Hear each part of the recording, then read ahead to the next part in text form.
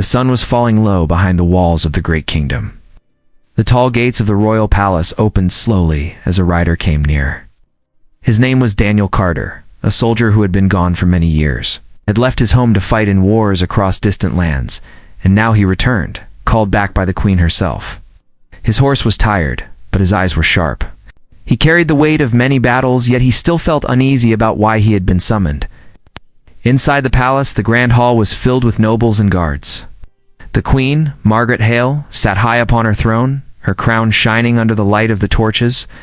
She was known for her strong will and calm presence, yet when she looked at Daniel, her face froze. She stared as though she had seen a ghost. The hall grew silent. The sound of boots echoed as Daniel walked closer, bowing before her. Before the queen could speak, a young girl ran into the hall. Her name was Sophia. She was the daughter of the queen, and the people adored her for her kindness. She saw Daniel, and without hesitation, she rushed to him. Her voice rang clear and bright as she cried, "Father!" The hall erupted in whispers. Guards looked at one another. Nobles leaned in, their faces filled with shock. The queen stood from her throne, her hands gripping the arms of her chair before she let go. Her eyes were wide with disbelief. "Why does my daughter call you father?" she asked, her voice strong but with a tremble beneath it. Daniel froze. He had not expected this. His heart pounded as he looked at Sophia, then at the queen. The child clung to his arm as though she had known him all her life. Daniel wanted to speak, but the words would not come. He had faced storms of arrows and fires of battle, but this moment struck him harder than any wound. The nobles whispered louder now, some accusing him with sharp words, others confused. The guards moved closer, waiting for the queen's order. Daniel stood tall, though inside he was shaken. He bowed his head slowly. "Your Majesty," he began, his voice steady, though his chest was heavy. "I do not know why she calls me this. I swear I mean no harm." Sophia would not let go of him. She looked at him with bright eyes, as if she had found someone she had been missing. The queen walked down the steps of her throne. Each step echoed in the quiet hall. She stood before Daniel, close enough to see the lines on his face, the scars of his battles. She searched his eyes, as though trying to read the truth hidden there. Daniel's mind raced. Long ago, before the wars, he had lived in a small village near the borders of the kingdom. He remembered a woman, kind and gentle, who had once needed his help. She had vanished one night, leaving behind questions that had never been answered. His heart grew heavy with memories, but he stayed silent, for the truth was tangled and unclear. The queen turned to the nobles and raised her hand. The hall grew quiet again. She looked back at Daniel. "You will stay here tonight," she said firmly. "There are questions that must be answered. Until then, you are not free to leave this palace." Her voice was calm, but her eyes betrayed her storm of doubt and fear. The guards surrounded Daniel, though they did not chain him. Sophia still held his hand, and the queen gently pulled her daughter back. Daniel bowed his head once more, knowing his life had just changed. The palace walls felt heavy, as though secrets were locked inside them. He had returned home, but instead of peace, he had stepped into a mystery that bound him to the queen and her daughter in ways he could not yet understand. The whispers of the nobles did not stop, and the night air outside carried their voices into the dark. Daniel stood silent, knowing that the truth would come, and when it did, it would shake the kingdom to its core. Daniel did not sleep that night. The room given to him was large and guarded by two men outside the door. He sat near the window, looking at the dark sky. The torches of the palace lit the courtyards below, but his mind was far away. He thought of the queen's face when she had asked that question. He thought of Sophia calling him father, her voice full of certainty. The weight of the mystery pressed on him, and no matter how he tried, he could not find the answer. At dawn, the palace was alive again. Servants rushed about, guards marched through the halls, and nobles gathered to speak of the strange scene from the day before. Daniel was led to a smaller chamber where Queen Margaret waited. She stood by the window, her hands folded before her. When he entered, her eyes fixed on him with a look that was hard to read. "You will tell me everything," she said softly, but with strength. "You will tell me why my daughter calls you father." Daniel bowed his head. "Your Majesty, I do not know." I have never spoken to the child before yesterday. I have never set foot in this palace until now." Margaret's eyes narrowed, yet she runs to you as if she has known you all her life. "You cannot deny what I saw. You cannot deny what the court saw." Daniel struggled for words. "Long ago, before I left for war, there was a woman in a village near the borders.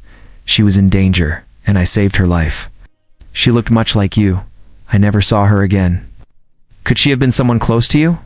The queen's lips tightened. She turned away, her hands gripping the edge of the table before her. For a long moment she was silent. When she spoke again, her voice was low. "There are things about Sophia's birth that I have kept hidden. It was for her safety. It was for the safety of the throne. If you are tied to this past, then the truth may already be too close to break apart." Daniel stepped forward, his voice firm but calm. "If there is danger, then I must know. If there is a bond, then I will not turn away. I have seen death and fire, but I will not fear the truth." The queen looked at him again, searching his eyes. There was a storm in her gaze, but also a trace of something softer, something she tried to hide. She walked past him toward the door.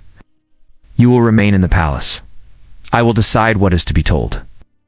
Until then, do not speak of this with anyone." Daniel bowed again, though his heart was restless. He was led back to his room, but the silence there gave him no peace. He thought of Sophia's bright face, her trust in him, her small hands clinging to him as if she knew something even he did not. He thought of the woman from long ago, the one who had vanished. His mind spun with questions. Later that day, Sophia came to him. She slipped past the guards with the ease of a child who was loved by everyone. She smiled at him, her eyes full of light. "I knew you would come back," she said. Daniel knelt before her. "Why do you call me Father, Sophia?" he asked gently. She tilted her head, thinking. "Because I dreamed of you," she said simply. "In my dreams you were always there. You watched over me. When I saw you, I knew it was true." Her words struck him with both wonder and fear. Could a child's dream hold the truth? Or had she been told stories in secret? He did not know. But her certainty made his heart ache. The queen entered then, her steps quick. She took Sophia by the hand and pulled her close. "You must not trouble him," she said to her daughter. But her eyes never left Daniel, and in them was a shadow of something deeper: doubt, worry, and perhaps a hidden truth she could not yet confess. That night, the palace was filled with whispers once more. The nobles spoke of secrets. The guards wondered about the soldier who might be tied to the royal family, and the queen lay awake in her chamber, torn between duty and memory. Daniel too sat awake, staring at the stone walls, knowing that he was now caught in something greater than himself. The bond between him, the queen, and the child was no longer just a mystery yet, was a fire that would soon light the fate of the kingdom. The days that followed were filled with tension. Daniel walked through the palace halls like a man carrying a heavy chain. Every glance from the guards reminded him that he was not free. The nobles watched him closely, their whispers following him like shadows. Some looked at him with doubt, others with fear, and a few with hidden curiosity. It was clear that his presence had stirred the kingdom in ways he did not yet understand. Queen Margaret kept her distance, though her eyes always searched for him when they were in the same chamber. She held her crown high, but inside her heart was heavy. She remembered the years before Sophia's birth, the secrets she had kept from her people, and the choices that had carved deep lines into her soul. She knew Daniel was tied to those years, but she feared what the truth would bring if it was spoken aloud. Sophia, however, did not hide her feelings. Each time she saw Daniel, she ran to him, her smile bright, her voice calling him father. No command from the queen could silence the child's heart. She trusted Daniel in a way no one could explain, and though he tried to keep a distance, Daniel could not deny the warmth in his chest when Sophia's hand found his. One evening, the queen summoned Daniel to her private chamber. The candles flickered against the stone walls, casting long shadows across the room. Margaret stood near a table covered in maps and sealed letters. She looked at him for a long time before speaking. "There are those who would take this throne from me," she said, a whisper in the dark, "plotting against me and against Sophia. If they see weakness, they will strike.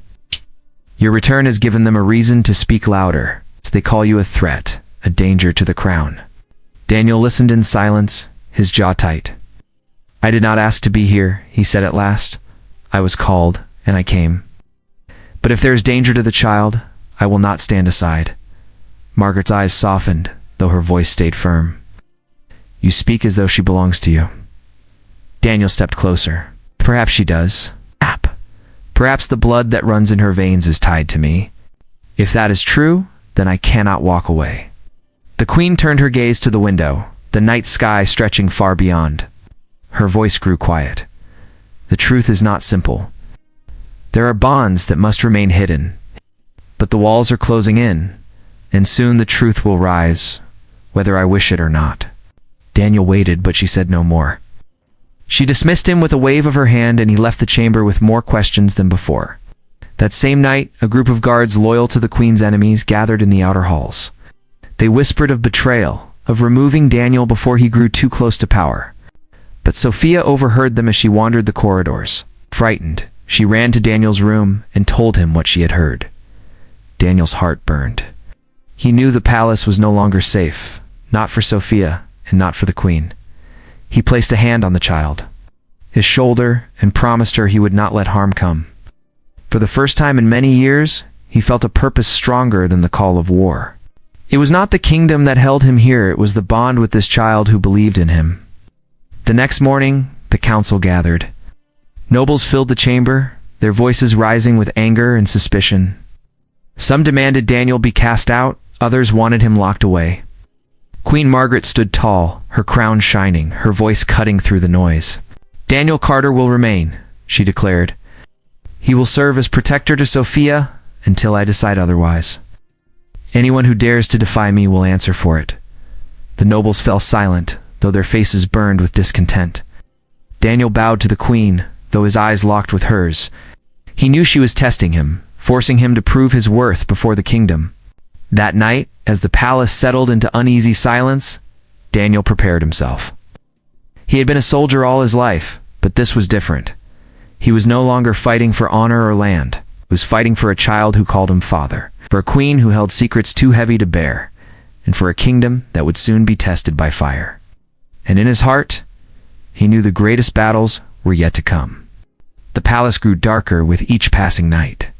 Whispers of betrayal spread through the halls like smoke from a hidden fire. Daniel could feel the weight of it pressing on him. He had been in battlefields filled with danger, but the danger here was different. It came not from armies, but from secrets and lies. He stayed close to Sophia, never letting her wander far from his sight. The child trusted him, and he could not bear the thought of harm reaching her. One evening, a loud clash rang through the corridors. Guards rushed toward the queen's chamber.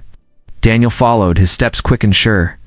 When he reached the hall, he found men with drawn swords, their eyes filled with betrayal. They were soldiers of the palace, but they no longer served the crown. Their leader shouted that the queen had grown weak and unfit to rule. They demanded her surrender. Daniel stepped forward without fear. His hand reached for the sword at his side, and his voice was clear. "If you wish to reach the queen, you will have to pass through me." The traitors laughed, but their laughter faded when Daniel struck. His blade moved with the skill of years in battle. The clash of steel filled the hall, sparks flying in the torchlight.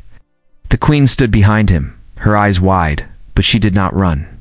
Sophia clung to her mother's hand, her face pale, but her gaze fixed on Daniel. She believed in him, and that belief gave him strength. The fight raged on. Daniel cut through the traitors with fierce resolve, but more kept coming. His arms burned, his chest ached, but he did not falter. Each time a sword came near the queen, he was there to block it. Each time danger reached for Sophia, he struck it down. The hall became a storm of steel and blood, but Daniel stood like a wall that could not be broken. At last, the leader of the traitors faced him. Their swords clashed again and again, ringing loud in the great chamber. The man sneered, speaking words meant to wound. "You do not belong here. You are no true part of this kingdom." Daniel's answer was simple. "I belong where she calls me father." His voice thundered with a strength that shook even the enemy. With one final strike, he brought the man to the ground, his sword falling silent against the stone floor. The traitors who remained dropped their weapons. No. The queen's loyal guards rushed in, binding the defeated men. The hall grew quiet, broken only by the heavy breaths of those who had fought. Daniel lowered his sword and looked to the queen. Her eyes met his, and for the first time she did not hide what she felt.